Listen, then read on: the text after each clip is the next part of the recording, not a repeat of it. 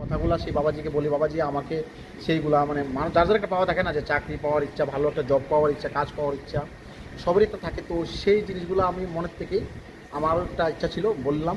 তো আস্তে আস্তে সেই বিশ্বাসের সিস্টেমে আমিও আসি, প্রত্যেক যখনই সময় পাই আমি আসি, আসে এসে প্রার্থনা করি, বলি। তখন বলার মধ্যে সেই আমার যে মনের কাজগুলো আছে সেটা আজকে আমার পূর্ণ হয়ে গেছে। তো আমার ভিতরে এত আনন্দ লাগছে। তো আমি বলবো আপনারাও সেই মনের বিশ্বাস নিয়ে এসে আমাদের গুরুদুয়ারে, আগরতলা গুরুদুয়ার সাহেবে আসুন। আপনি আশা করব যে ভিতরে গুরুদুয়ার ভিতরে প্রবেশ করলে বুঝতে পারবেন যে জায়গাটা কী, মানে মনের ভিতরে অটোমেটিকলি আপনার একটা ফিলিংস আছে। আপনি একবার এসে তো দেখুন। আর মানে কি আমাদের যেমন আমাদের আগরতলা, যে আগরতলা বলতে উদয়পুর যে মাতাবাড়ি আছে না, সেখানে যায় একটা মনের ভিতরে অনুভূতি লাগে, জাগ্রত মা আছে, সেম সিস্টেম। আপনি একবার আসে দেখুন আর সেবা করে দেখুন।